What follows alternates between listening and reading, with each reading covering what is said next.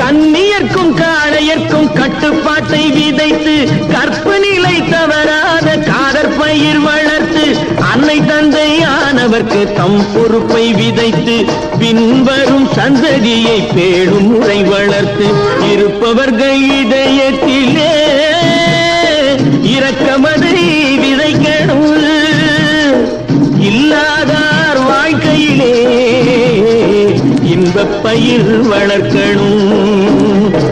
நல்ல நல்ல நிலம் பார்த்து நாமும் விதை விதைக்கணும். நாட்டு மக்கள் மனங்களிலே நாணயத்தை வளர்க்கணும்.